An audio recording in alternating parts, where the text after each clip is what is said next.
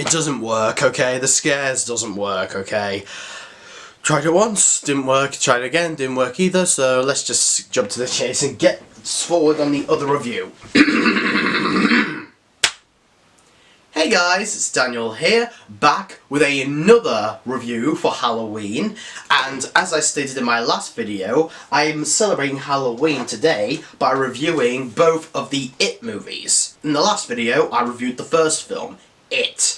I found it to be a very good horror movie, which may not be scary, but I think is more, like, informative and more deep than really just to be scary, because it displays messages of moral respect, communication and friendship that gives people the courage to stand up to their troubles while facing a supernatural clown played brilliantly by Bill Skarsgård. I mean, I felt like that the scariness was kind of lacking and CGI and effects were over the top, but I still found it to be a very good movie. But now, in this video, I'm going to review its sequel, which is based on the rest of 50% of the original book by Stephen King. Because today, I'm going to review It, Chapter 2.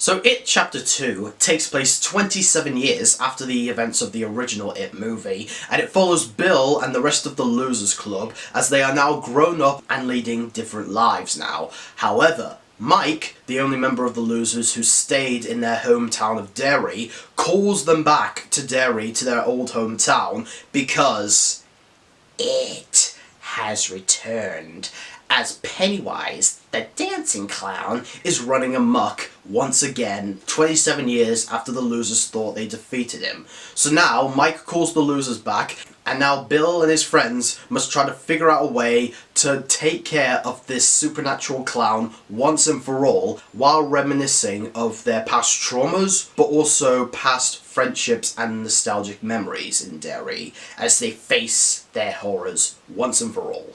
Now, like I said in the last video, I had a few little things that I was finding really hard to get into with the first It movie. Not to say I wasn't getting into it, but I felt like the first half had a bit of like fast pacing and a bit jump cuts and lack of scares, to where I wasn't totally getting into it, but I still kind of liked it, but then I loved it later on.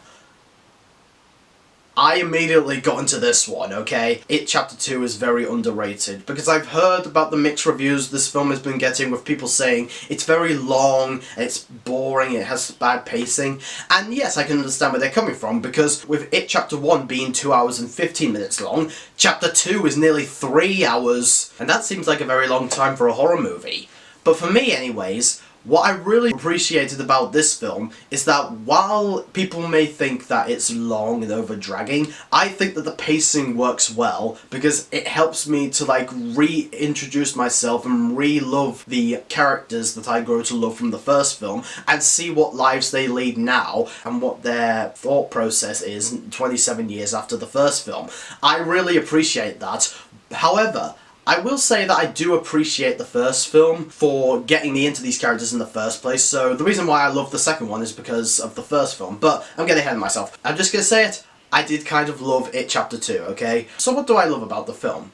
Well, first of all, just like the first film, the acting is spectacular in this film. We have both the returning actors from the original for flashback sequences, but in current day, we have new actors for the Losers Club with adult actors. And I have to say that these actors did a fantastic job fitting into the roles that they were given. Like, we have James McAvoy and Jessica Chastain as older Bill and older Beverly. I thought that those actors did a phenomenal job, with James McAvoy being so unrecognizable recognisable in the role. Maybe it's because of the American accent, but also he also managed to make the character his own while carrying on what Jaden Lieberher or Gene Martell created with his version of the character, and James did a fantastic job, and Jessica doing the same thing, capturing a lot of the same essence as Sophia Lillis, while also showing the progression in Beverly's character. And what I really love about Beverly in the first few minutes of the movie, when we see her new life, is that she kind of carries on the development in her confidence from the first film when facing a new problem that she has in her new life. I won't give away too much about it, but I think that that's a really good detail. We have Jay Ryan as Ben. I think he was also fantastic, and I really like some of his story arc in this movie with him and Bev. James Ranson, I think his name is, as Eddie. He is so replicate of Jack Dylan Grazer's Eddie from the first film, and I think that he does a fantastic job. He has so much charisma, and I felt sympathetic for him whenever he gets in peril, and I wanted him to make it out alive. So I still really like Eddie. And then we have Asiya Mustafa, I think his name is, from the Old Spice commercials as older Mike. I really like that they gave Mike a much more bigger role in this film compared to the first one, because in the first one I kind of had to remind myself that he was even there for a bit of the time because he didn't have as much focus as the other members of the Losers Club. Here, he has a much bigger role because he is the key for the losers to come back, as he's the first one to discover that Pennywise is back, and he also has the knowledge of what they can do about the situation, and I think Asiya did a fantastic job. I can think of it, in some cases it kind of felt like Mike was like more of the main character of this movie instead of Bill, which isn't really that bad of a thing, but I also would have liked it if Bill felt more of the main character. But honestly, Mike and Bill both felt like equal main characters. And then we have Andy Bean as older Stanley. I won't give too much away about what Stanley does in the film, but for the role that he was being given, I actually found it to be a very emotional thing that Stanley was going through.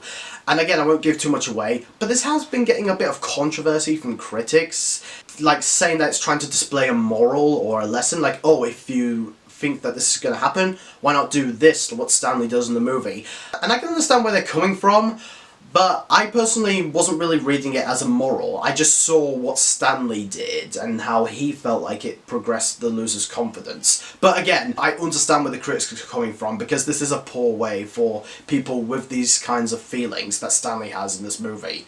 But I thought Andy Bean did a great job. But guys, I have to talk about my favourite actor from the Losers Club that is now an adult. The one actor that really shocked me in this role, and I think is definitely the standout of the movie, is comedian Bill Hader as older Richie.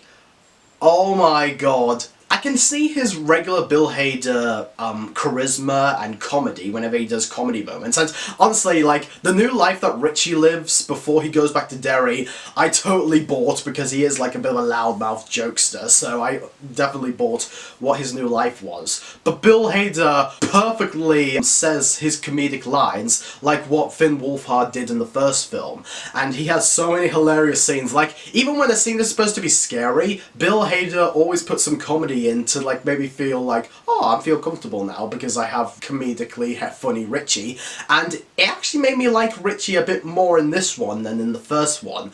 But what I really love about Bill Hader's performance as Richie is that he actually is very capable of pulling off some emotional scenes. I never expected Bill Hader to be able to be good as a dramatic character, but this film presents that very well. I haven't seen the TV show Barry, which is like a comedy drama series, and I know Bill Hader does drama in that one, but I would love to see that just to see how much more of a good dramatic actor Bill Hader really is. Because I've known him for his comedies and his comedic voice roles in films like Cloudy with a Chance of Meatballs, Inside Out, or the Angry Birds movie. But I think that this is, honestly, I think this might be one of his best performances, if not my personal favourite performance from his, because he has both comedy and drama, two things that connect very well. By the end of the movie, there are so many scenes with Richie's character that, honestly, I couldn't help but feel so emotional by. I really felt sorry for him. And the film does explore many themes with Richie's character, especially, without giving too much away, his connection with the LGBT community. Again, I won't give away too much, but the way that they subtly represent LGBT in scenes that have connections with Richie's character, I thought were very well written, and it managed to make me look at Richie's character much differently now and really appreciate his character more. I love that the film wants to present a kind of sentiment with a character that we thought was just a rude loudmouth. But no, he has more layers and thoughts going through his mind, and they don't really fully address it, but they do give big hints and references to Richie's thought process. And Bill Hader presents that very well, and I would love to see him in more comedy and drama roles combined. I thought he stole the show. And of course, just like the first film, we can't talk about it without talking about, well, it. Because we once again have the return of Bill Skarsgård as Pennywise the Dancing Clown. I already thought that he was really good in the first one, but he was awesome in this movie, because he definitely has a lot more screen time in this movie than he does in Chapter 1, and I thought he did a fantastic job reprising that role. Like, he definitely keeps a lot of the same similar traits that he added to Pennywise in the first film, while also adding new dialogue and new behaviours. Because even though I don't find Pennywise to be at all scary, he is definitely a lot of fun this time, because he comes up with new supernatural forms while also keeping the same taunting and intelligence to mess with the losers' heads. Because he knows that the losers are older now, so he has to come up with new ways to terrify them and also tap into their subconsciousness. And Pennywise, I don't know, there's just something about him where he just has so much charisma. And again, what I really appreciate Pennywise's character is that even though he wants to scare the losers, his methods, in a way, more bring the losers back together and gets them to retrieve back their friendship and moral support for each other as they fight off against this clown. And again, I really love that about Pennywise's character. He can bring people together without him even noticing it, even though he's trying to scare them off. And even though I don't find him to be scary in the slightest, there are a few little moments where he can pull off good roots of genuine horror, like the baseball park scene under the chairs and the funhouse scene. Those two scenes I felt like is where he definitely shows the most horror. And by the end of the movie, he goes through some of the most awesome and intense formations and scares that makes him even more fun to watch. Again, the movie does rely on a lot of like cheap jump scares and CGI effects to make him more intimidating, but I felt like that I'm not really getting scared by him. I'm more both having fun with him and also appreciating what his villainous scenes do for the story. And again, Bill Skarsgård, you did a fantastic job, and I hope you have a good future after these films, because he definitely once again stole the show, and I found him to be more fun in this one than he was in the first one.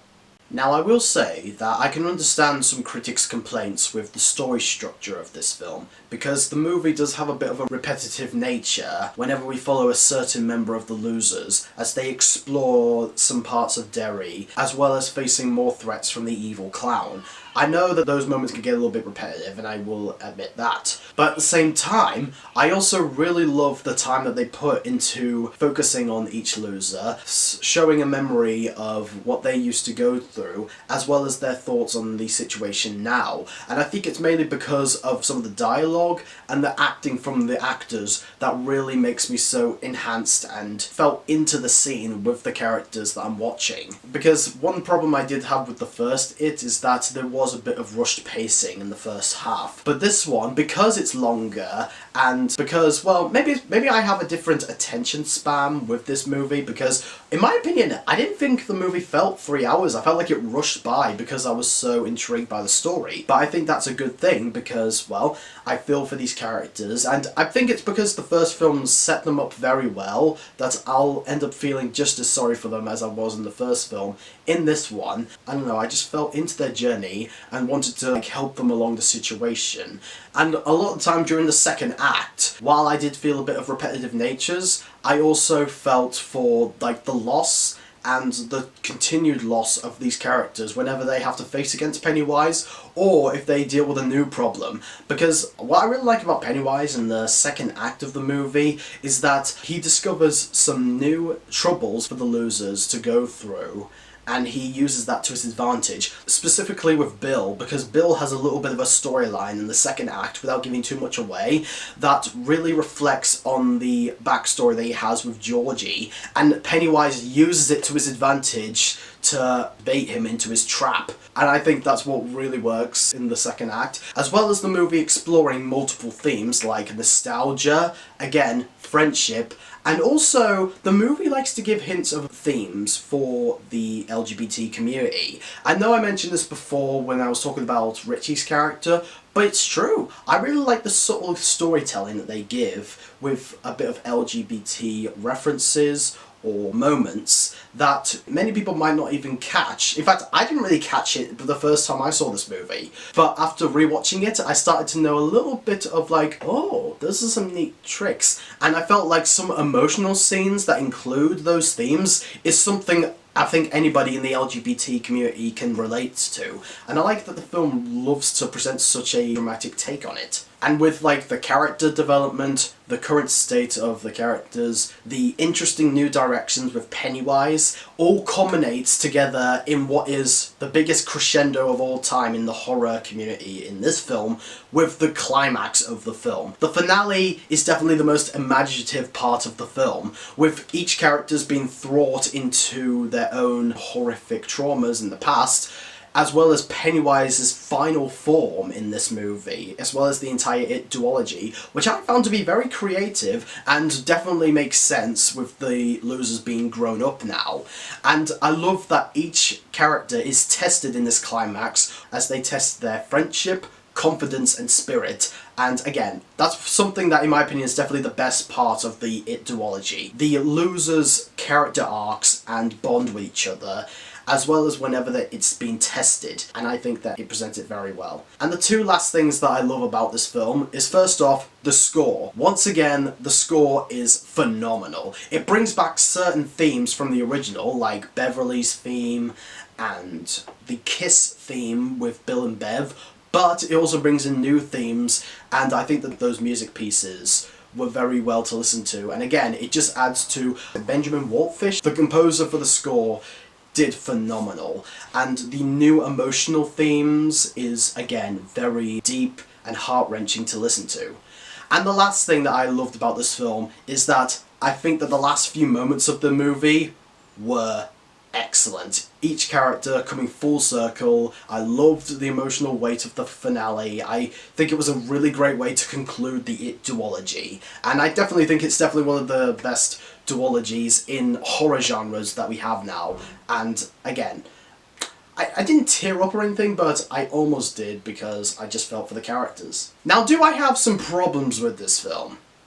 Yes, as much as I think that this movie is underrated, it's still not without its flaws. Once again, just like the first film, the horror is a bit lacking. Why? Well, once again, it's the use of over-the-top CGI effects that isn't really that realistically looking. When something looks a bit silly in terms of like how unrealistic and CG it looks, it kind of derails a bit of the horror, especially whenever it's been so over the top. And again, the use of loud music and loud bangs to frighten the audience, in my opinion, is definitely one of the most easiest ways you can frighten an audience. Much like the first film, I would appreciate the horror if it was scarier, if the scenes were more quieter, and if you let the atmosphere sink in. But again, maybe that's just like a bit of a problem. Maybe I just wasn't scared too much by the movie, because honestly I wasn't really focusing on the horror, I was just more focusing on the storytelling, which was excellent. But if the movie is marketed as a horror film, you do have a little bit of a problem. And like I said just now, the CG is way more overused this time. Like, honestly, the CG in the first film I could tolerate because there wasn't too much of it, and honestly, it actually did kind of look real. Whereas in this one, they up it to like 20.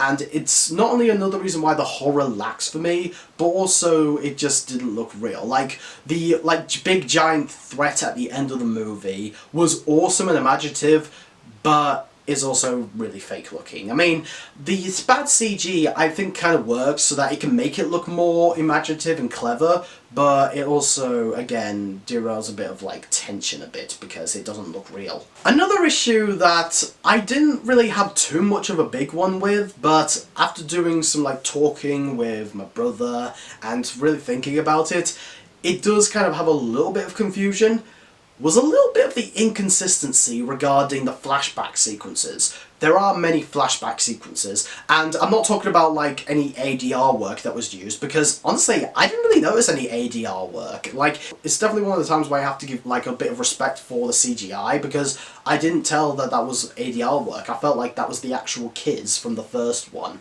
But my issue with these sequences is that it's really hard to like really put together when in the timeline these sequences take place, and I wonder if it kind of retcons a few things from the first film. I mean, I honestly don't think they're retconning it, but it feels like it kind of is, because, well, okay, this wasn't in the first film. How was that really what it was like? And why is a character acting like this when that wasn't really the same with the young character in the first film? Like, there's a scene that involves Eddie where he's kind of being like a loud mouth with a bit of a trash talk, and for me, I didn't think that was the young Eddie that I knew from the first one, because the young Eddie can be a little quippy as well too, but he's a much more friendly and sensitive kid. So this scene kind of just feels a bit out of character for him. But again, it's a really big nitpick because I still love these scenes. They were really awesome, and I love seeing the young actors back again, and I just think that there was a little bit of like inconsistency with them. And the last problem that I have with It Chapter 2 is that there is a returning character. Without giving too much away, there's a returning character from It Chapter 1, and I know that this was in the book, but for this movie, I don't think it really works. Now, don't get me wrong, the actor who recreates this role did a fantastic job, and it seems like this character is having so much fun filming in front of the camera, but this returning character doesn't really do anything in this movie. I mean, this character shows up a few times and then it's just goes away. We never see them again, we never hear from them again, so their return in this movie just kind of comes off a bit pointless, and really, they should have just had their moment at the end of the first one, and then that's the end of them, because they bring them back, they are fun to watch, don't get me wrong, this character is a lot of fun to watch, but really, I didn't really see a purpose for why this character was in this movie at all. But anyway, despite its many problems, I actually kind of loved It Chapter 2, okay? I know a lot of people aren't going to agree with me on this, and if you don't agree with me, that's fine. For me, I automatically got into this one, like, a little bit more than the first one. Why? Well, honestly, here's the interesting thing about it. While I do think that this movie is a little bit better, I think that the first film feels like more of the heart of this duology. Why? Well, even though I think that the movie's pacing was a little worse in the first one than in the second one, it was mainly during the first half of the movie. But even with that, even throughout the whole movie, I was still really captivated by the kid versions of the Losers Club. I felt their dread, I felt their trauma, but also felt their strong friendship and polite kindness between each other in a town that resents everybody, and a town that is not trustworthy to be around, but they only had each other facing off a supernatural presence. Not to mention the acting was a lot of greatness and some of the best in the duology, and the music, even with like a few loud scores during the scary scenes, the emotional scenes really capture the heart of it. And I think that's the reason why I automatically clicked with the characters in this one, because it was set up by what was given to the characters in the first one, because the first film set those characters off very well and made me fall in love with them, so of course I'm going to automatically see what they are like and love their new lives in this one as well. So it's really hard to describe it in the review, but even though I will give this movie a little bit of a higher grade than in the first one, I'll still strangely end up appreciating the first one more. So yeah, I think this movie is fantastic, and I'm going to give it a 4.5 out of 5. It is a really heck of a movie to watch. It has great acting. The adult actors slipping into these roles did a fantastic job, especially Bill Hader, and of course Bill Skarsgård as Pennywise is still a lot of fun. It has the most emotional moments, and I think that it was a great movie. I love It Chapter 2. But even though I do say that this movie is a little bit higher and a teeny bit better than the first one, I, in my opinion, appreciate and support the first one more, and I'll still end up remembering the first one a bit more.